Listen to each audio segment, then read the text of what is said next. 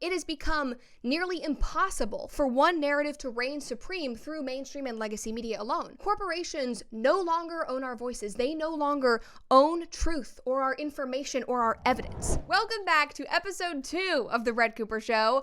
I am so excited about this episode. Like, seriously, for the last 6 weeks, I have been watching this unfold. I have been tearing out my hair wanting to talk about the story. I have had you people DMing me, messaging me, tagging me in things, being like, Brett, just like go live and talk about this. But I know that it is a big enough story, so I wanted to do it in a proper format and make this one of the first episodes. But obviously, we must talk about part 2 and now part 3, 4, 5, 6, and 7 of the Blake Lively, Justin Baldoni scandal. But before we dive into this story, you guys know the drill. Make sure that you are subscribed to this new channel, leave a like if you enjoyed this video, and of course, hit that notification bell to stay up to date on every single new episode of The Red Cooper Show. And if you are interested in ad-free episodes and exclusive content, check out the link in the description below for my new subscriber-only platform, Cooper Confidential. Go check that out. There's lots of information in the description and on the website. Hope you guys enjoy. All right, let's get into it. So to start off, I just want to do a recap in case you are not caught up on this drama or we need to have our memories jogged. Blake Lively and Justin Baldoni did a movie together, and it is called It Ends With Us. It is based off of a book by Colleen Hoover, which is a kind of a controversial author. Some people say that it's a stretch to even call her an author if you have read some of her books, but whatever, you can have your own opinions on that. But the book is called It Ends With Us.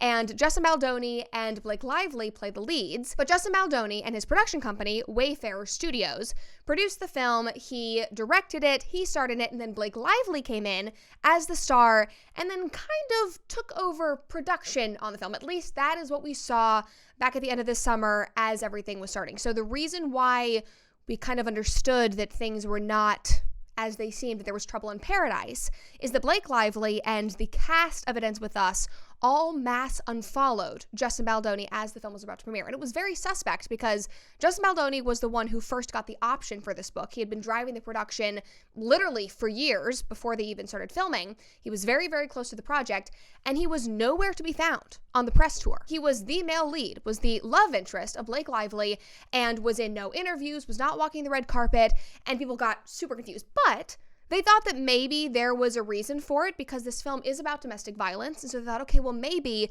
they're trying to separate these characters and they want us to already get into the mindset of this being an abusive relationship, of them being at odds. So people thought, okay, maybe that's the reason why. But then it just kept going. And nobody acknowledged it, and it got weirder because they noticed that she had unfollowed him.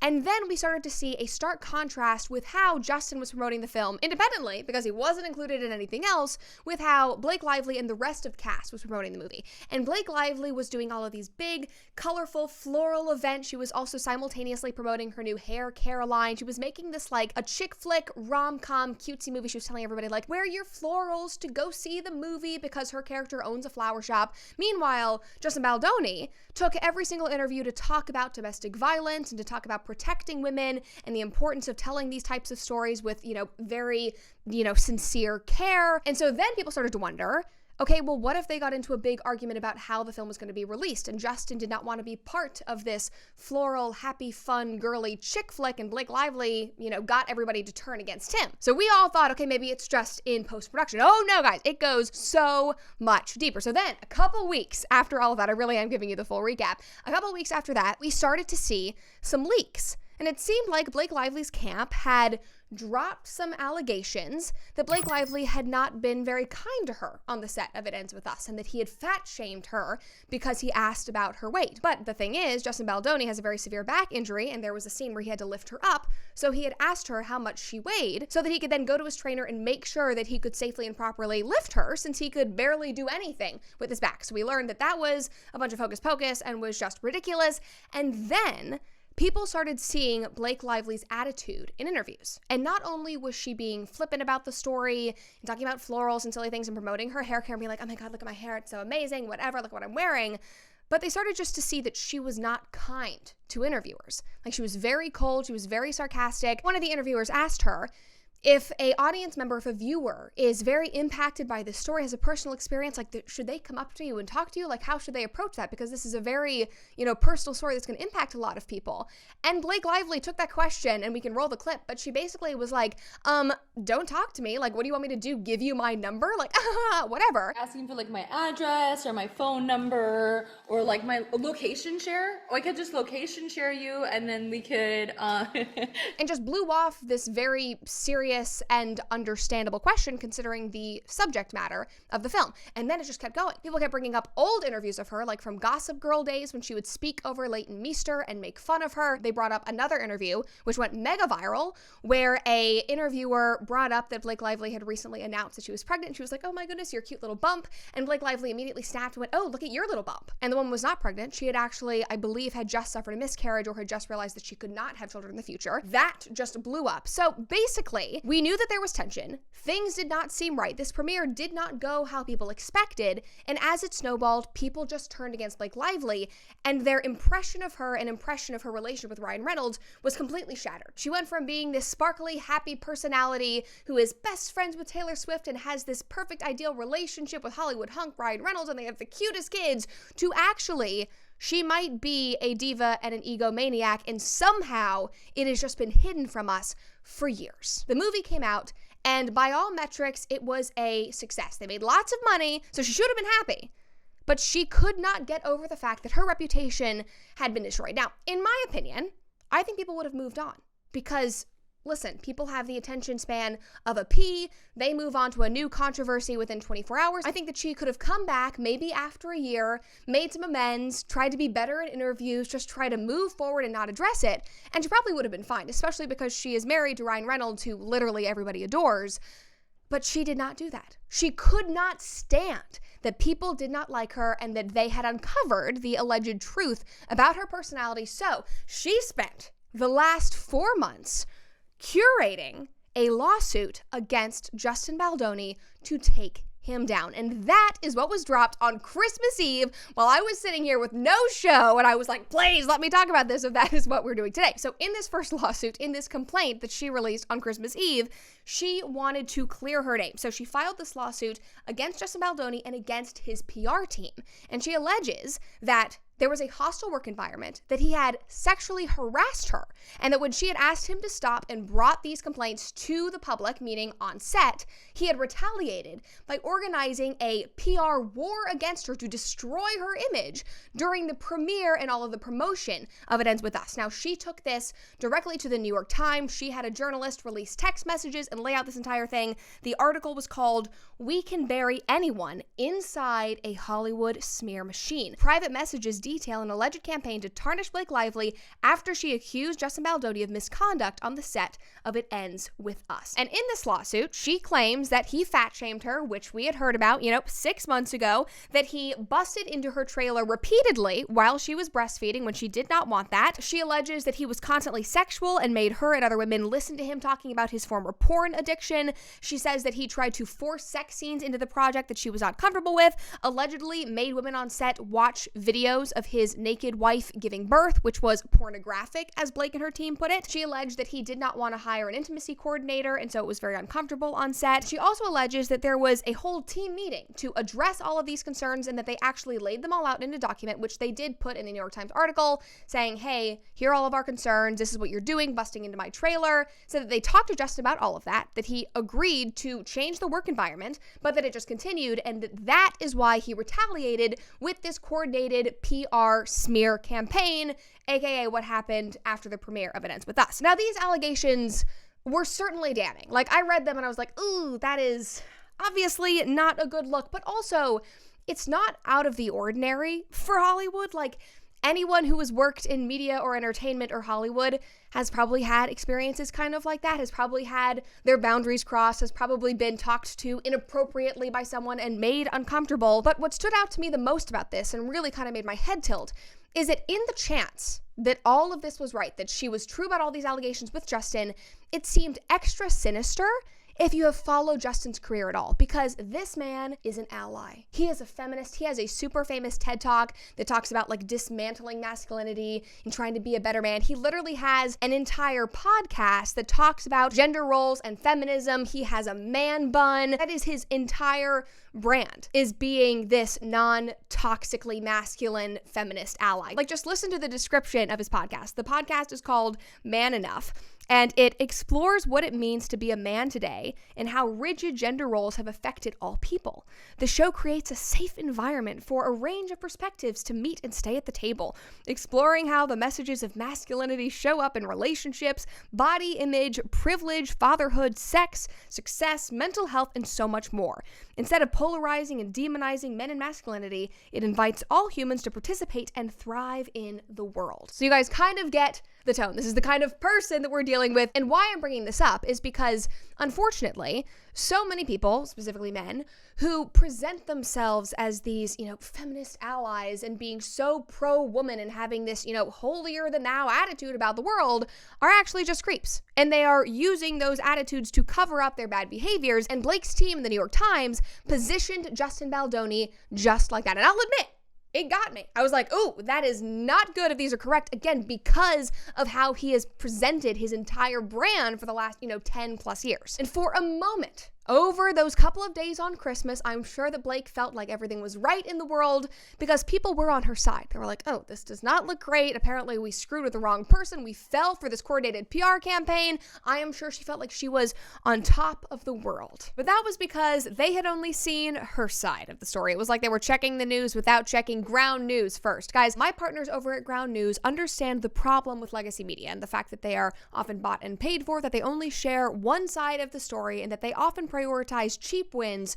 over journalistic integrity. And that is why Ground News was born. They cut through the noise with an unbiased perspective and show every side of the story and how it's being covered, prioritizing transparency over everything. Their technology allows users to compare how different sides of the corporate media are reporting on a story, all the way down to how independent creators like me are reporting on a story, making sure that you truly see every side of the news. And from my perspective, they make sure that I stay on top of the stories that I'm covering so that I can bring you the latest and most honest updates. Like with this story, they were able to quickly show me who was covering Blake Lively's lawsuit, where people were leaning, and they were able to break through the noise to quickly break down what was in Blake's filing and what was in that New York Times article. But it doesn't stop there. Their blind spot feed brings you the stories that have gotten little to no coverage on one side of the political aisle, making sure that you always stay informed instead of letting big tech or their algorithms decide what they want you to see. So if you are ready to truly break free from media bias and stay informed with transparent news consumption, now is the time to join Ground News. And when you go to groundnews.com/Brett or scan this QR code that's on the screen right now, you can subscribe to the same premium platform that I use every single day, but for nearly half the price. Again, that is groundnews.com/Brett to break free from media bias and hold the media accountable for only $5 a month. And yes, I know what you are all thinking. I agree. Ground News is probably Blake Lively's biggest nightmare. Those feelings of ecstasy, I'm sure, only lasted a few days because just a week later, I believe it was December 31st, the day before New Year's, Justin filed a lawsuit against her team and also filed a suit against the New York Times for defaming him and deceivingly editing the text that they included in their original article. The text between him and his PR team saying that they were trying to bury or destroy her. And guys, that lawsuit broke the entire thing open. And from there, it just snowballed and more was coming out. Like, Justin Baldoni's lawyer immediately hopped on a press tour. He went on Megyn Kelly's show and basically said, we have all the evidence. We are going to destroy you, Blake Lively, because all of this is false. Just listen to what he said. Are you going to sue Blake Lively too? Into oblivion,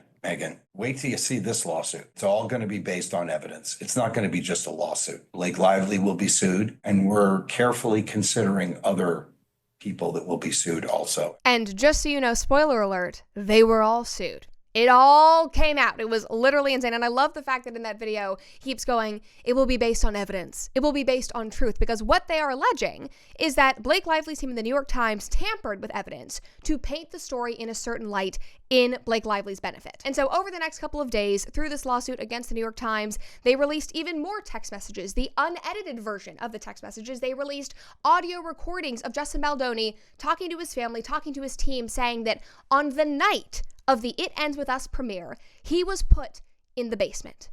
And again, this is the movie that he optioned, that he had been working on. I think it was for 6+ years, that he had poured his heart and soul into. The director and the producer of this film, they did not even want him to attend the premiere, but said, okay, sure, I guess you can, but you have to wait in the basement. And we have photos of that, of his friends and his family all in the basement sitting on cases of water while Blake Lively goes up gallivanting around in her sequin floral dress talking about her Blake Lively Target exclusive hair care line. That is what was happening while he was in the basement. And very quickly, the internet started to turn around. As quickly as they got on Blake's side, they left the Blake train. And then, this was one of my favorite parts, people on TikTok started coming out with firsthand accounts. These are PAs from the set. These are extras who watched all of this go down, who saw the tension, who saw Blake Lively and Justin screaming at each other, who saw Blake take over in the middle of scenes and direct. They saw her ignore the extras. Meanwhile, Justin Baldoni was coming up and talking to the extras saying, hey, I'm so sorry that you had to see that.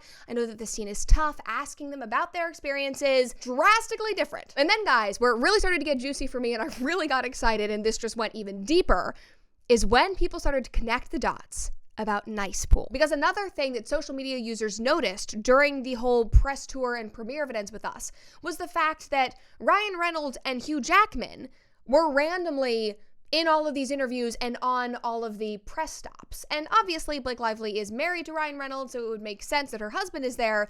But why is Hugh Jackman there? Well, because around the same time that It Ends With Us is coming out, Deadpool and Wolverine is coming out, which obviously is Ryan Reynolds and Hugh Jackman. And I think that maybe Blake was trying to orchestrate some kind of Oppenheimer Barbie weekend where these movies converge, but obviously that did not work in the slightest. People were very, very confused, but it seemed like Ryan and Hugh were kind of helping ice out Justin Baldoni.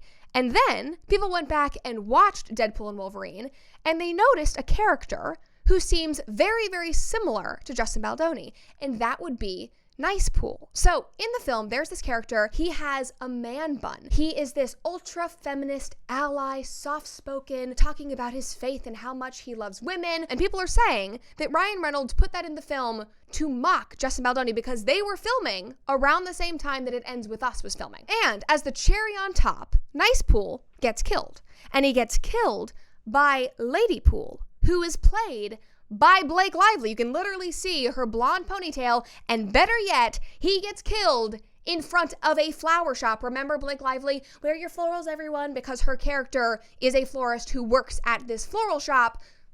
All of the signs are there. So suddenly people are connecting the dots and they're going, oh my God. So they were literally making fun of him on screen. They were trying to push him out of his own production. They hated him. They're literally bullying him on screen. And that just shows the power of social media because they brought up all of these points.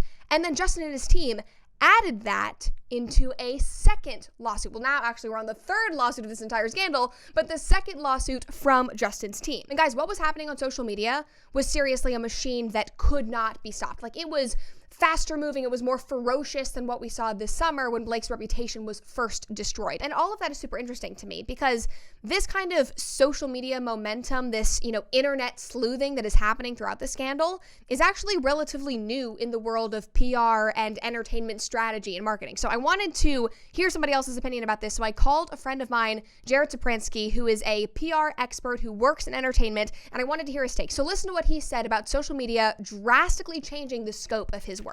In the past, where we saw the initial piece come out in the New York Times, back in the day, that just would have been it. And even that's just, everyone's mother and everyone's auntie and everyone's cousin would have seen it, and that would have been it. Now you have social networks, just the public convening on a platform like X to do their own research and to draw their own conclusions. For myself and all of us in the industry, it's made things a little bit more difficult, but also easier because it wasn't, you don't only have to get a hold of that one editor or that one journalist. And I think also what social media has done, it's kind of lifted the veil on the unhealthy dynamics and the complicated dynamics of film production and TV production, because no matter what, you put a bunch of creatives in a room, someone's going to have a different opinion.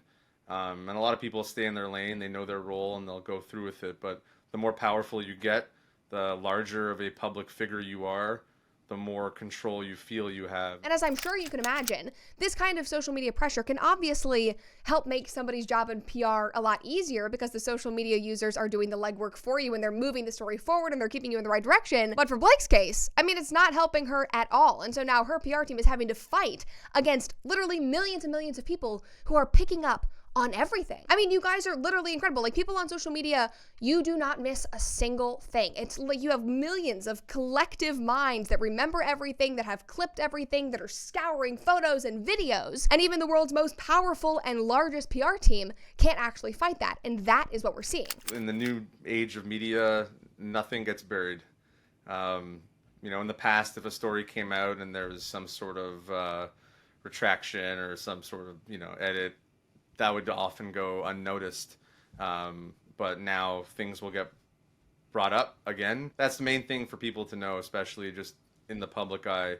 Everything is forever. And so while all of that was happening on social media, Justin Baldoni's team was able to kind of sit back and relax because people were on their side, well, not actually relaxing, because they were pulling all of their facts together for this third lawsuit. And so they came out just last week with yet another bombshell suit, this time $400 million directly against Blake and her team. This is not against the New York Times. This is a totally different lawsuit. This one is directly against Blake Lively. And guys, this lawyer is incredible. Like, it is worth going and reading this lawsuit because the story that he paints, the way that he writes, it is gripping. He knew that the public was going to see this, and he wrote it for us, which I very much appreciated. And so basically, TLDR, the internet was right. As the internet often is. It's crazy how that works, that all the clues people saw, all the things that were caught on camera. I don't think Blake considered the fact that a majority of this movie was shot in New York City, like on the streets of New York City. So they had people literally from like 2.5 to 3 years ago watching them film. They have random people filming interactions between Blake and Justin. All of that is online, and it refutes so many of her different claims. So all of that is in this lawsuit. The lawsuit covers the tensions over the creative direction over the film, how Blake Lively strong-armed her way in and basically elbowed her way into a producer role that Justin literally had to go to the union and say, hey, yeah, Blake really wants a producer credit. She's basically taken over the film, so we need to give her one. They reiterated yet again that no, Justin Baldoni did not fat shame Blake Lively, but that yes, he had the back injury that we have been talking about for basically 6 months at this point and wanted to make sure he could lift her. And in the lawsuit, they added that after he asked that very harmless question, we can all agree that that is a very harmless question, that he got invited over to Blake and Ryan's home and got berated by Ryan Reynolds for having the gall to ask that question of his wife, and that was so offensive and so hurtful to her. But also, we know that it wasn't hurtful because also in the lawsuit, they included text messages between Justin and Blake where they were literally talking about body image issues. Just listen to this. So, Justin, this is in 2023, he texts Blake and says, I want you to know that you will look amazing. Anything you are insecure about, we will talk through and get creative together and make sure that you are comfortable. I just don't want you to stress about your body. It is the last thing you need. As soon as I have a rough schedule that is even remotely accurate, I'll share it and I'll make sure that the team keeps this in mind as well. And then he puts a heart emoji. And the reason why she was allegedly so sensitive about her body was because she had just had her 4th baby. She was breastfeeding. She felt like she hadn't bounced back yet. And so Justin is being sensitive about this in this text message. And Blake Lively responds and is grateful. She says, this is my job here, and I meet my responsibilities with extreme work ethic. Also, one thing that you'll see if you read this lawsuit is that Blake Lively has way too much time on her hands because her text messages are literally insane. She also at one point compares herself to Khaleesi from Game of Thrones and says, I have dragons who will fight for me, basically talking about Ryan Reynolds and Taylor Swift and insinuating that Justin Baldoni should not fight her because she has more powerful people that will go against him. Obviously, now that we're seeing that she is suing him. Anyway, the texts were just insane and very egotistical, but to finish what I'm talking about here, she responds relatively kindly, and she's saying, we all win when we are firing at our highest capabilities, and you and I both are, and will continue to. I just need as much time as possible because I just had my 4th baby. I understand that you'll never personally know all the nuances of the challenges unless you live this physical moment in time I'm in with this physical road ahead. So having your understanding and support to help me pull this off is critical and very, very appreciated. She appreciates all of his support. not just in my experience now, but also healing from experiences past. So thank you. So actually, Justin Baldoni is being so kind and so wonderful that not only is he helping Blake Lively through this hard experience and her body image issues, but he's actually helping her heal, which is definitely not what we heard in her first complaint. Now, moving on from that little part of the story, I just wanted you guys to get finality of that since we've been talking about that literally since like August, I think. In the lawsuit, they also talk about how Blake made Justin and made his team hire additional producers that she would supervise to monitor the production because she didn't trust him. So she had to have personal approved producers to supervise him. The director of the film, again, the producer of the film, who optioned the film 6 years ago. They also revealed in the lawsuit that it was her that refused the intimacy coordinator, not him, and that she actually took control and was the one instructing him on how to be sexual and how to be romantic in all of these intimate scenes, which, again, because people were watching the filming of this movie on the streets of New York, was caught on camera. We literally have her going up to him and saying, "This is how you need to grab me. This is how you need to kiss me." And it was even brought up in press interviews. Here we go. I just want to be clear that you should not be the intimacy coordinator. You should definitely hire intimacy coordinators, which we did have. No, you didn't. She's literally nervously laughing, going, "Haha, you should definitely have one. Blake, you were the one who refused it." Okay, we'll let her continue. You were teaching Justin how to pull you in. Where have you seen that. this? That I clip? actually just saw it too. It was on Instagram yesterday. Now, the person speaking who is off screen is Colleen Hoover, the author of the book, and Blake Lively is trying to cover all of this up and go, "Oh no, where did that happen? No, I definitely didn't do that." And she's going, "No, Blake, I saw that video on Instagram. That was so funny. You were being the intimacy coordinator." And you can watch Blake's face going, "Oh shit, oh my God, people are going to know." And guess what? We have even more evidence than those two videos. There are texts covering this. In one exchange, Justin is talking to a production member on set, and he texts them a screenshot of a conversation that he had with Blake, where he says, "Hey Blake, just hired an intimacy coordinator who I love. I will set up a time for you to meet or FaceTime them for next week." And she says, "I feel good. I can meet with them when we start. Thank you, though." And then he sends this exchange to the production member and said, "Just FYI, wanted to tell you about this. She seems like she doesn't want to meet the intimacy coordinator until we start, which may mess up the workflow, but I can still meet with her, of course." And then the female producer responds and says, "That's fine if she doesn't want to meet her now. You'll just have to walk her through what you and blank, the intimacy coordinator, are thinking." But she never actually met or wanted to use the intimacy coordinator. She just kept pushing it off. Also, she never actually signed her employment agreement. She also kept pushing that off, probably because she wanted to strong arm her way in and not just be an actress, but end up being the producer. Now, another thing that was included in this lawsuit that corroborates what people were saying on social media a few months ago was Ryan Reynolds' involvement, and the fact that during the writer's strike, when nobody was writing, Ryan actually stepped in without just knowing, without anybody knowing, and rewrote scenes and added scenes that they would later film. And Justin did not know until he saw a cut of the film. Also, at the end of production, Blake did not like Justin Baldoni's cut of the film, and his cut was far more serious, darker, focused a lot more on domestic violence. She didn't like that. Florals, fun, silly, girly, chick flick, promoting her hair care line, best friends with Taylor Swift, all of those vibes, she wanted that. So she hired her own post-production team, and she had them do their own edit of the film, and then they showed these two versions to different audiences. People far more preferred Justin Baldoni's version, but they ended up going with Blake's. And what is even crazier to me is that they would not even let Justin and his team, the original team, see the new version of the film, even if it was just to see what had been cut out or what had been changed. They were not allowed to look at the film that they had poured blood, sweat, and tears in for years, because she and Ryan Reynolds literally took over. Here is a text conversation about that. Justin Baldoni says to his editors, "Just curious if you guys have peeked at her cut and if anything has changed." And the editor says, "I have just been told that we are not permitted to look." And he says, "Haha, wow, when did that happen?" Editor 1 says, "As per Sony." So now Sony is involved. They're complicit because they are on the side of Blake and Ryan. So editor 1 says, "As per Sony." Editor 2 said, "This evening through redacted." Justin says, "Wow, okay then.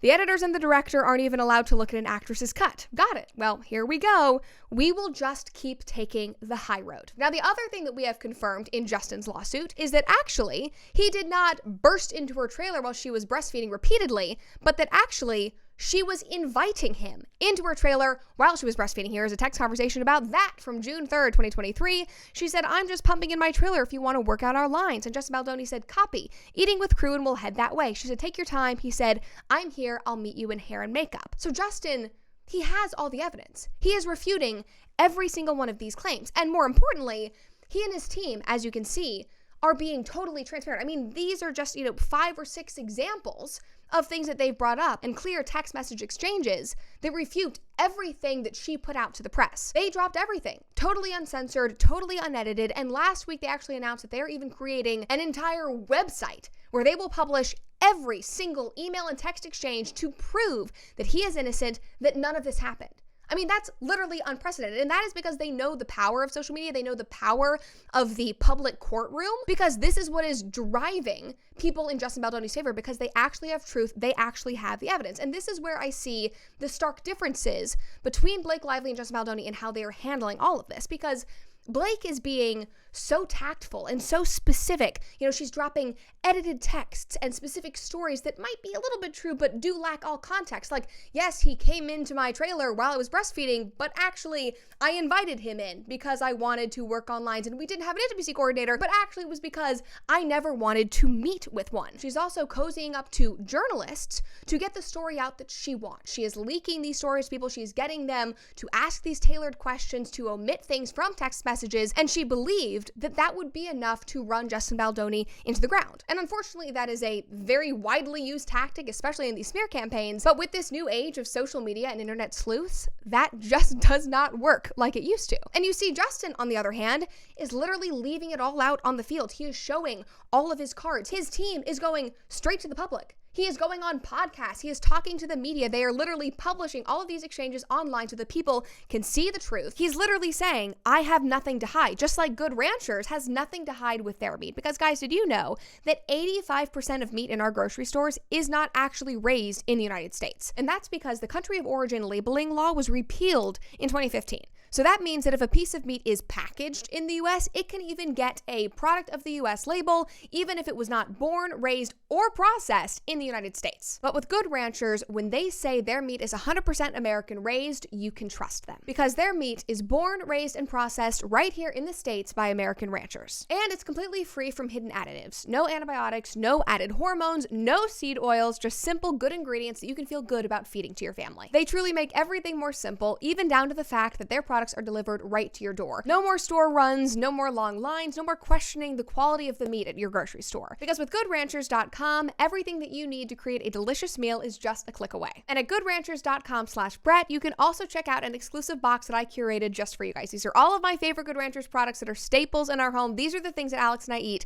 every single day of the week, and I know that you will love them. And if all of that is not enough to convince you, right now, Good Ranchers is still running their New Year, New Meat deal, where if you subscribe to any of their boxes, but preferably the Brett Cooper box, you will get free ground beef or chicken or salmon in every order for an entire year. Plus, if you use my code Brett at checkout, you will get an additional $25 off that first order. So visit GoodRanchers.com today and use code Brett at checkout to claim your free meat and $25 off. It has never been easier to prioritize your family's health, make things more convenient, and support a company that you can truly trust. Unlike all of these journalists and celebrities that are obviously lying about this story. Now, I wanted to hear my friend Jared's take on this and what it means for each of these sides and what it means for their careers going forward, and I thought he had a really interesting take. Just listen. Remove Blake from her husband and her best friend, I think her career's over. But we can't do that because she is married to Ryan Reynolds. She is best friends with Taylor Swift. She does have the most powerful people around her. Very powerful publicist as well. But it will change the trajectory of her career. I think a lot of people will be hesitant to work with her, not only from the shitstorm that came from it, but all the talk of her wanting to take creative control over a project that really wasn't hers to take over. For Justin, I think this just elevates him. I think a lot of people who may not have known him or his work before now do. He's not a character without flaws, so he's been very public about his flaws in the past. He has had his issues with addiction of many kinds, but I think his authenticity will lend itself to more people wanting to work with him. Now, I also think that it's a fascinating strategy that over the last 6 months until that Christmas Eve lawsuit, that Justin basically took the high road. He stayed silent while he was being pushed around, literally being pushed out of his own production and into the basement with his family and friends. He literally held off his PR team, even though Blake Lively doesn't want you to believe that, and just let it happen, trusting that at some point the truth would come out and that would prevail. He probably believed, rightfully so, considering what we know about Blake Lively now, that she would not be able to be silent, that she and her ego would hate so much that her reputation had been destroyed, that her actions had been exposed, that she would want to fight, that she would not be able to stand the fact that she had been run into the ground, and she would come back with some kind of fight, and then he would be ready to drop the hammer. He basically sat silently for the last, 5 or 6 months, honestly, for the last couple of years while he was working with her, let her wind herself up and then shoot herself in the foot because of her own ego, as Jared echoed in our interview. For Justin, it's in his if he really has all the receipts for this, it's in his best interest to just wait for the process to go through. In terms of Blake, it just seems because there's a lot. It just seems like they've really.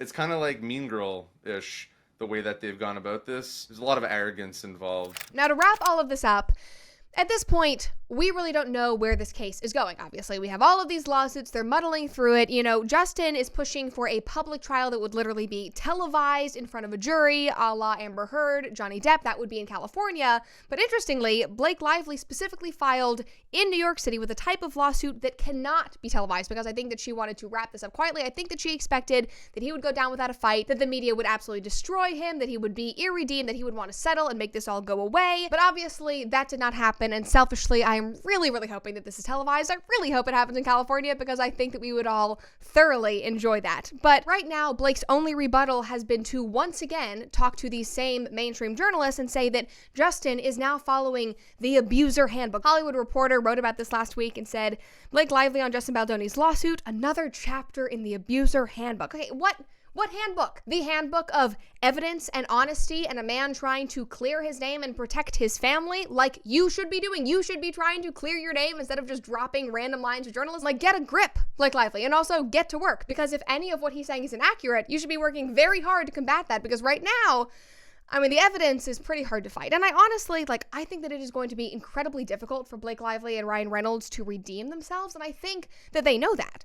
Literally look at a recent photo of Ryan Reynolds. Here he is at the premiere of It Ends With Us with Blake Lively. They look like they won. She's shining. She's so happy. And here he is last week at another event. This man looks like he has seen better days. This man looks like he thinks he is about to lose his entire fortune because of his wife's antics and his wife's ego. So maybe that should be a lesson to everyone. Be careful about who you marry. Now, other than this just being incredibly juicy drama that I have wanted to talk about for 6 weeks, there are a few big takeaways that I think speak to bigger cultural issues. So first of all, this is just yet another example of women weaponizing Me Too for their own gain. That really is the handbook that we're seeing if we want to talk about handbooks, Blake Lively. And all this does is take credibility away from the women who have actually experienced harassment like this. And again, like I said at the beginning, unfortunately, this is kind of normal in Hollywood. It takes credibility away from those of us who were touched and talked to inappropriately by writers and producers as children. You guys have heard that story. I talked about that on Jordan's podcast about a year ago.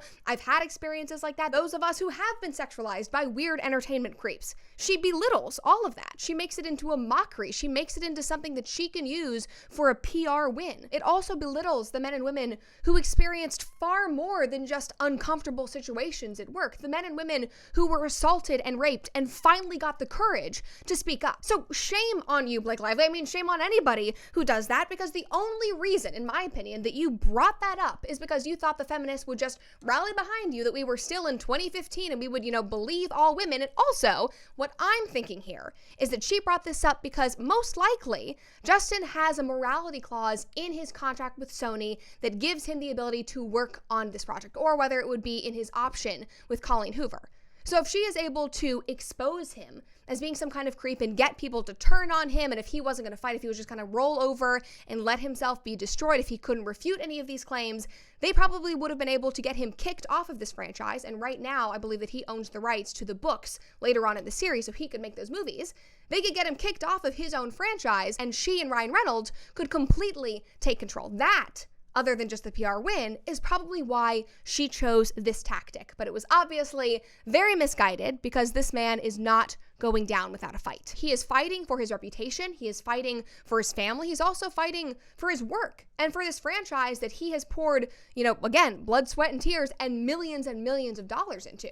And that really is what all of this is about. And we actually, interestingly, have seen this all before with Ryan Reynolds. Now, if you guys remember, there was an original Deadpool director. He actually walked away from the franchise, walked away from the entire project because he could not stomach working for Ryan Reynolds, who wanted to control the entire production. Listen to this. This is from Men's Health back in 2019. Deadpool director Tim Miller says that he left the franchise because of Ryan Reynolds. Quote, "It became clear that Ryan wanted to be in control." Quote, "It became clear that Ryan wanted to be in control of the franchise. You can work that way as a director quite successfully, but I can't. I don't mind having a debate, but if I can't win, I don't want to play. And I don't think you can negotiate every creative decision. There's too many to make." So Ryan's the face of the franchise. He was the most important component of that by far. So if he decides he wants to control it, then he's going to control it. And I think that last line is the most important.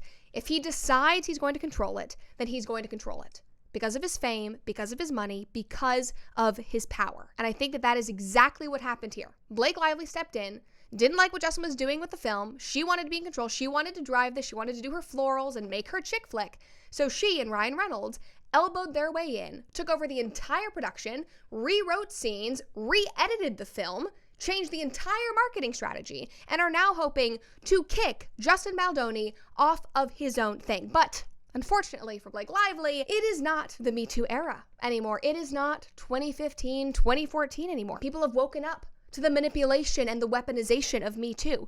We think far more critically about these allegations these days. We take them a lot more seriously on the women's side than we did 10 years ago, especially after the Johnny Depp Amber Heard trial. And we do that because of people like you. And it's unfortunate that we have to do that we have to question people and question these allegations, but I am so glad that people's BS radar and media literacy has grown so much in the last 10 years. I think that that is a huge testament to our growth as a society and us breaking free of this insane mob groupthink that I think literally poisoned us as a culture for so many years. And a lot of that is thanks to social media. And that's why I have such a love-hate relationship with social media, because it is a time suck. I think that it muddles our brains. It has made our attention span so slow, but it also has given us power. It has also made access to information so much faster and so much more honest, which I really think is the last big point here that I want to make. This is why this story matters on a more global scale, because the way that we digest information and digest scandals just like this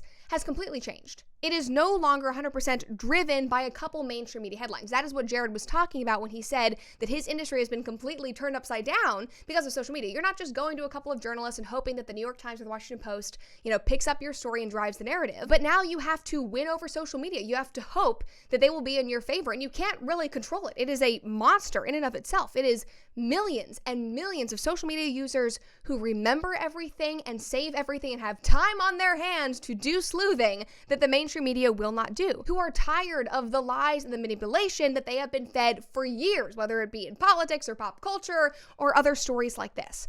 I mean, this literally ties into what Elon was saying about us being the media now. Us, yes, as in podcasters and creators, but more importantly, you guys, as in the active viewers and the active participants in culture and pop culture who literally consume everything and do your due diligence to literally pick everything apart in search of truth, as Elon has been encouraging all of us to do. Just listen. Citizen journalism is the future, And that's where you get to hear from actual experts in the field, people who are experts in any given industry. That transparency is how you know that it's true, and it's real, and it's honest. And through platforms like X and like TikTok, which in my opinion have been the two most important social media sites for getting this information about this specific story out there, you now have a way to post this information, to share your stories, to share your firsthand accounts or the videos that you took or the information that you found online. You have a way to post that, to amplify that, to share that on a world stage in a way that can literally change the course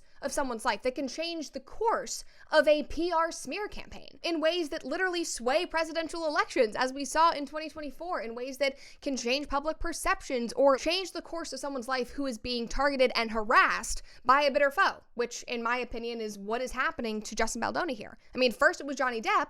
We saw what social media did for him. Now we have 2.0. And I have one last little thing to add here because it felt very serendipitous, but over the weekend as I was traveling, I was listening to an old John Mayer song. I was very in my feelings. I was listening to some emo music. And you guys probably know it, but his song, Waiting on the World to Change, came up. And for the first time, I think I actually heard his lyrics and they really stuck out to me. You should go listen to the song now after watching this episode. But like halfway through the song, he sings, "When they own the television, what you get is what you get. Because when they own the information, they can bend it all they want," which is why he's waiting on the world to change, because he believes that that is not fair. And guess what? In my opinion, I mean, after going through the story, after everything that we saw with Trump, after everything that we saw with Johnny Depp and Amber Heard, it has changed. It has become nearly impossible for one narrative to reign supreme through mainstream and legacy media alone. Corporations no longer own our voices. They no longer own truth or our information or our evidence. And while yes, obviously, this makes the world a little more chaotic, this makes stories more noisy and more complicated, this needed to happen. This break, this disruption, we have been waiting on this for a long time, and every day it is protecting truth and changing lives.